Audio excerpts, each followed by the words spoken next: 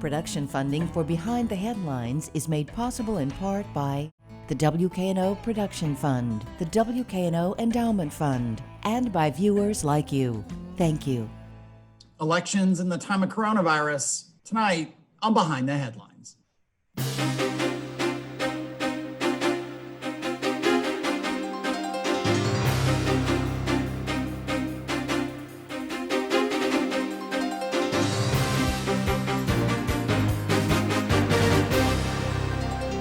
I'm Eric Barnes with the Daily Memphian. Thanks for joining us as we continue to do the show remotely.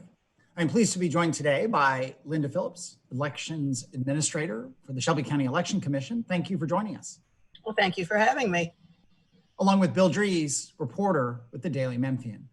And let me say up front, because of some scheduling issues, we are pre-taping this. So this was taped a week ago from when it airs, which is a little bit awkward timing-wise, with early voting ending a few days from when this will air. But we'll try to remind people of that as we go through. But a big picture question is simply, how do you and your staff and your volunteers keep people safe and secure and feeling comfortable voting during this time when we need to be distanced and socially distant?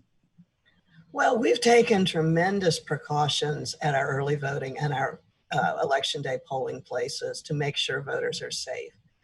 We changed 5 early voting locations because they were too small to allow for social distancing. We have gotten an enormous amount of personal protective equipment. Our poll workers have masks, face shields, gloves, hand sanitizer by the gallon. Voters will get a pen that if they don't bring their own, it's theirs to take home, so we don't have to sanitize pens. There'll be a disposable stylus so the voter doesn't need to touch the voting machine. And if they want a sticker, they'll peel it off themselves. Yeah. And just to orient people, and maybe this is just me, I get confused by the number of elections, and every year I kind of register my confusion on the show. But we are right now in the county general election and the state federal primary, with the actual voting day for that being August 6th. And as I mentioned, early voting ending on August 1st. Did I get that first part right, Linda? Yes, that's right. Amazing. And then we go into the election, the general election, which obviously, at a presidential level has a huge focus on it this year. We go into that in the fall. Before I turn it over to Bill, mail-in voting, the deadline as this show airs, the deadline to get a mail-in absentee vote is passed. But as we look ahead to the general election, to the federal election, I should say, assuming nothing changes in the courts and so on, what do people do to have to get an absentee ballot for the upcoming November election? Well, they'll need to file an application. The first day an application can be accepted is 90 days prior to the election. And they can get the application. It'll be posted on our website on the first day that it can be sent in. They need to fill that out. They need to send it to us. And then approximately 30 days before the election, ballots will start going out. There seems to be this myth that our ballots will be ready much before that. If they apply on August the 5th, obviously we don't know who won the primary yet. So, and the municipal candidates have until August the 20th to qualify, until August the 27th to withdraw. So the earliest possible date we could have ballots would be somewhere around September 20th. Okay, let me go to Bill. The pandemic precautions that you talked about at the early voting sites, you get to do that all again, but it's multiplied by the different precincts because, of course, on election day, you don't vote at the nearest location or an early voting site. You vote at the precinct that you are assigned to by your address. So the precautions get multiplied several times over, don't they? Yes, that's true. You should see the mountain of hand sanitizer we have in our warehouse, and we have plexiglass shields, and there's just so much stuff in the warehouse right now. It's really hard to move around in it. Mm-hmm. And in preparing for that general election, you don't have a whole lot of time between the early voting period and election day, just a few days, and then you hit the road with that as well. So your schedule is very compressed in all of this. You move from that, and of course, you're always thinking ahead on this too. So there's the election day, and then there's election night when you start to count the votes as well. That's right. So it's going to be an interesting year. Mm-hmm. This election cycle, it is kind of the calm before the storm, though, because everybody wants to vote in the November presidential election. That's your most popular voting cycle here, and I would imagine in other places as well. Yeah, I would expect record turnout for the November 2020 election. We've seen a lot of interest in it already. So I know we anticipate a huge increase in absentee ballots, so we're staffing up for that. Mm-hmm. And there have been questions about a new voting system. We're using the same voting system that we have been using for a number of years now, but you've also had an upgrade in some of your technology that will come in handy for actually scanning the ballots, the absentee ballots, as well as any provisional ballots, correct? That's right. Yes, the new system, voters will not see the new equipment in November. We've reached the reluctant decision that it's simply not possible to, in this time of pandemic, get everybody on the staff familiar with it, get everyone trained. It's just going to have to wait. However, we are using the new components for the scanning of the mail-in ballots. Our old technology was based on technology that debuted in 1954 and was, well, let's say in the 4 years that I've been here, not all of our scanners have ever worked consistently. Yeah, at least 2 have broken down in every election cycle. So we have 4 new high-speed scanners that will allow us to scan ballots much more quickly. Before I send this back to Eric, let's talk for a second about the process of getting the absentee or the mail-in ballots, as we've referred to them, of getting those to voters for the August elections. A lot of people started complaining or saying, hey, I sent in my request for a ballot pretty early in the process and I didn't get it. I got some kind of notice about it, but then didn't get it for quite a while afterwards. What was going on with that delay? Well, we paused production of the ballots because Governor Lee had appointed a judge that would have had things fallen in place, would have required us to have the retention race on the August ballot. So we halted the production of the ballots because from an election administrator standpoint, having ballots out there that are wrong is an epic nightmare. Epic. You want to have a horrible election, try that. So we, on the coordinator's recommendation, halted production of the ballots. And then unfortunately, the printer of the ballots, when we did release them, made a mistake that delayed it by a week. So however, we are caught up as of this taping, and everything that's come in as of the date of this taping will go out within 48 hours. Right. And Eric, to your point about being surprised, the retention race is one of the surprises on the ballot. There is a judicial retention race on the ballot where you will vote to retain or to replace. And let me stay with you, actually, Bill, for a second. And maybe give us a little background on the ruling by the chancellor in Nashville and what that has meant, and how that there were some challenges to this notion that quote anyone, and I know it's not that, but anyone could get an absentee ballot there. And the chancellor in Nashville, who's a state chancellor, not a Nashville judge, ruled that no, people need to be able to vote in this time of pandemic. Is that a simple encapsulation of that ruling? Sort of. It's very rare that I've heard anybody call anything about the ruling simple, but when you applied for an absentee ballot, you have to apply for it. The Election Commission has to check this out and make sure you are actually a voter and all of that stuff. But the judge said there will be another question on the application, and it will basically ask you, do you feel comfortable with the pandemic? Do you have concerns about the pandemic that would make you want to avoid going out and voting at a polling place? And if you check that box, that is another reason that you can cite in order to get an absentee ballot. Linda, did I do that right? You got it correctly, yes.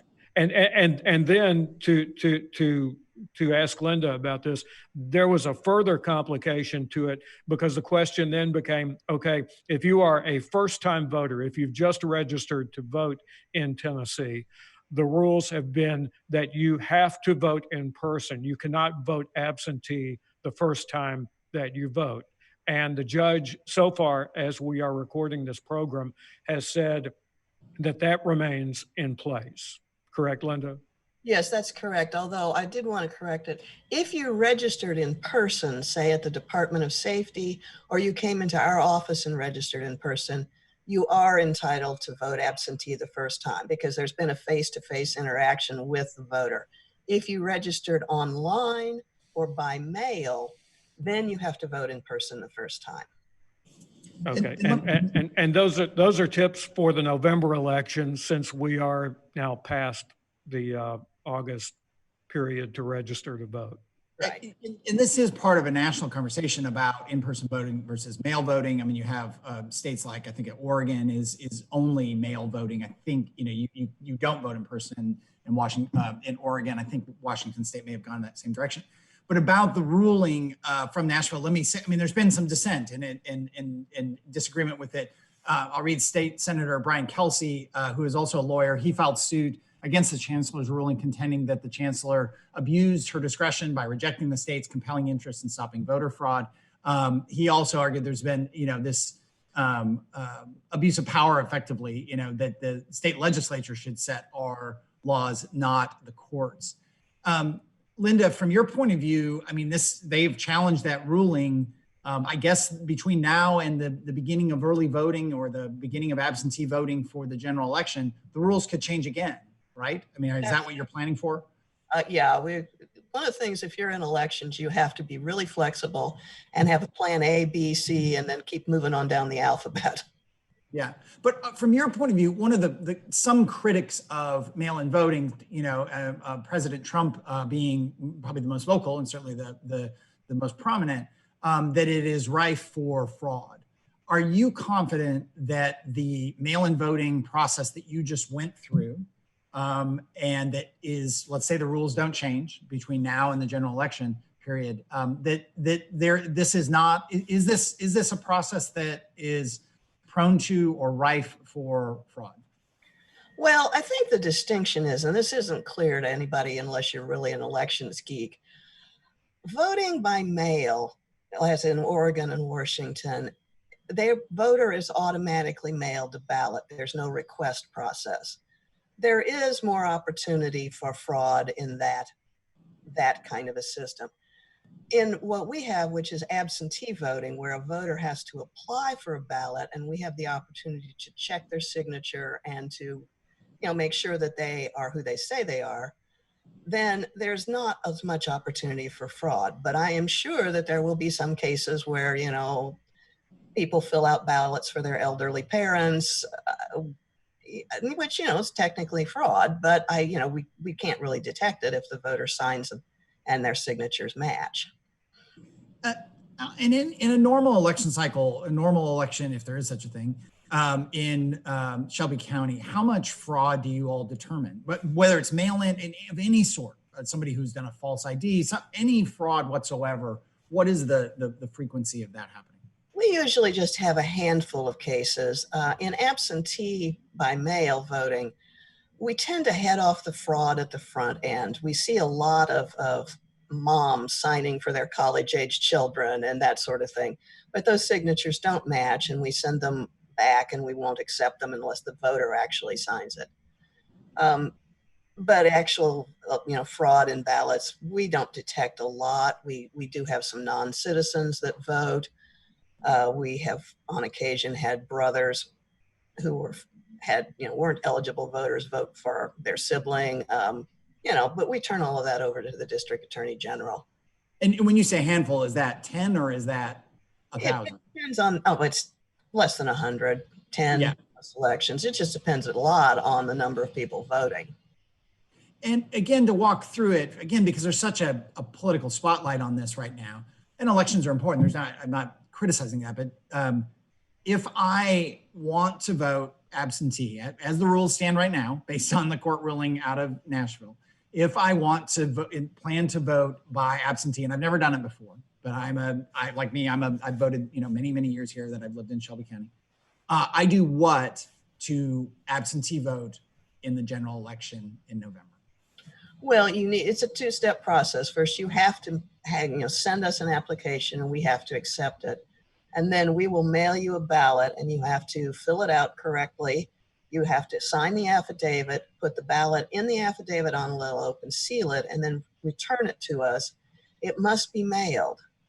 You cannot drop it off at your polling place on election day or drop it off at our office. It has to be mailed. And once you have asked to vote via absentee, the only way you can vote in person is by provisional ballot, which is a somewhat lengthy and complicated process. So, I think personally, if you absolutely positively want to be sure that your vote is going to count, put on a mask and come vote in person. Because the other thing that is, the unknown here is the Postal Service. I mean, the people we deal with are dedicated and passionate, but when you handle as much mail as they handle, it's inevitable that some of it's going to be misdirected. The voter won't get it, we won't get it, or we'll get it late.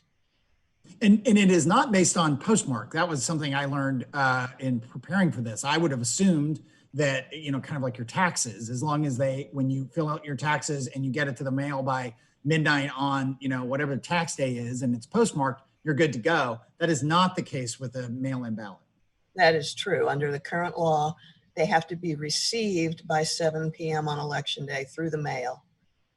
And if you wait until the last day, July 30th or in October to request one, Yeah. the odds are overwhelming that you will not get that ballot in time for you to mail it back without you, the voter, using some sort of express service. Quick question before I go back to Bill. Again, people can go, I assume, to shelbyvote.com is the website when that form is ready, which you said earlier, it's not ready. If people are not internet savvy, they don't want it that way, do they call the election commission and they have it mailed to them? Yeah, we have packets ready. We'll be mailing them out. They just need to call us. We would really appreciate it if you want a packet for November. Wait until after the August election, please. Because our phone lines are really, really, really busy right now. And that phone number, again, because there's going to be somebody out there who's going to email me if we don't have it. What is that phone number after the August election? 222-6800. Okay, let me go back to Bill. All right. In looking at the early voting numbers, it's been hard to compare this election to the 2016 election mainly because in the 2016 elections in this cycle, all of the early voting sites didn't open on opening day. This time around, you had 26 sites that all opened on opening day and went to the end of the early voting period on August 1st. What are your thoughts about the times we're in and what that means for voter turnout in general? Well, it's really hard to tell at this point. I mean, when you compare to 2016, more people have voted in person at this point. But I don't know, I don't know what that kind of trend is. I can tell you that it's a quick and easy process. Only one of our sites consistently has any lines. Otherwise, it was an in and out for voters. Mm-hmm. The Secretary of State for Tennessee, Trey Hargett, was testifying before a Senate committee this week. He testified remotely from Nashville online. And And the committee was having some discussion about the idea of absentee voting, mail-in voting, beyond absentee voting with election officials from several different states on this. Are we in a time of change where we're kind of examining the methods of voting and what works and what doesn't? Well, I think we are absolutely. There's many things about Tennessee law that prohibit us from perhaps doing best practices. I would like to use a service in intelligent mail barcodes so that a voter can see exactly where their ballot is in the mail stream, both from us going to them and from them coming back to us. But unfortunately, that's not an option under Tennessee law because Tennessee law prohibits the release of any absentee data to anyone until after the end of the early voting period. So I can't use this service, which, I think would be a huge improvement for voters. But, the other thing is if we're going to move more towards mail-in voting, I think we really need to do a pretty serious concentrated effort about cleaning up the voter rolls. We're mailing out polling place change letters, and typically 20 to 25% of those come back as undeliverable. So I want you to imagine the potential for fraud if we move to mail-in voting with the voter registration rolls that we have right now. 20 to 25% of those ballots aren't going to connect with a person. And, that is an opportunity for serious vote fraud. Mm-hmm. And there's been much discussion about voter fraud that centers on the kind of machines you use, whether you use machines or go to paper ballots as well. Some critics contend that it's best to go to hand-marked paper ballots. You have an opposite view on that, right? I do, because we don't live in a world where everybody can hand mark a paper ballot. Voters with disabilities, they need the help, the technology. But the other thing is that technology keeps voters from making mistakes. We see this all the time in hand marked paper ballots. As the absentees are coming back, people are just putting their ballots in the envelope. They're not including the affidavit. I can't count those. And, that's just one of the real problems is that voters aren't perfect and machines help keep them from making mistakes. So more votes count. Mm-hmm. Eric? What does it take? You mentioned the voter rolls. I'm curious, what does it take to clean up the voter rolls? Well, generally, it's a process that takes several years. Washington says they have really high turnout, and that's true because they have really clean rolls. Because politicians don't want you to mail ballots to addresses that don't exist. So if you were going to convert to that sort of a system, I think you'd have to send a series of notices over, a year or so and find out what voters aren't there and, then have a process to not mail them ballots. If you were going to go all vote by mail, you'd really have to make a tremendous investment in technology, machines to prep ballots, because I think most of us in the election industry are not really comfortable outsourcing the preparation of our ballots. It's something we want to have control over. Where does most of your funding come from? Is it all local, or is there some from the state, some from the federal government? Oh, well, in the time of pandemic, generally all of our funding is local. But as a result of the pandemic, we've received federal pass-through funds from the state, and there is some funding coming from the state on the new voting equipment. The notion, again, with so many absentee ballots in this current election, again, we've talked about, we're taping this a week ago, so the timing is a little off, but and in a likelihood, let's say, again, the rules don't change, in likelihood of quite a few mail-in absentee ballots in November, how long will it take to process? I mean, will it take days? Will it take a week? I mean, how long does it take to process mail-in votes, given not just the counting and the scanning, but all the considerations you're talking about of missing affidavits or unclear markings and so on? What goes into that? Well, we have a contingency plan. We can probably process about 120,000 ballots on election day. If we get much more than that, it will push over into another day. if we have, if the same ratio holds for November as absentee requests over normal held for August, we'll have probably 160,000 ballots. At that time, our contingency plans, obviously, we're going to move to a larger space because I can't get enough people and tables even though the warehouse would be empty at that point, there's just not enough floor space to socially distance. So it's been discussed that we might take over the Agri Center, their conference area, or perhaps FedEx Forum, and just have an army of people counting them. But I think what most people don't really realize about absentee ballots is before you can start scanning them, there's an enormous amount of prep work. A team has to count them and fill out the correct paperwork per box, and then they have to remove the affidavits. Then only then can the ballots be opened. So it's going to take some time, and people are just going to need to be patient. I in-person voted, as I generally do in this early voting period. Back to some of the questions Bill had. When I hit that touch screen thing and it registers my card and it makes all that noise, is there a paper trail to that, or is it really just stored in that machine? It's really just stored in that machine, although there is it's restored redundantly. So if one failed, we have plenty of other ways to get your vote. Is it saved on that little card? No, that little card doesn't do anything except turn the machine on and say, okay, bring up this ballot.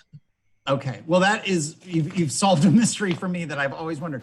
But that is all the time we have this week. Thank you for joining us, and thank you all for joining us. Join us again next week. If you missed any part of this episode, you can get this episode and past episodes on WKNO.org, or a full podcast of the show on the Daily Memphian site, iTunes, Spotify, or wherever you get your podcasts. Thanks, and good night.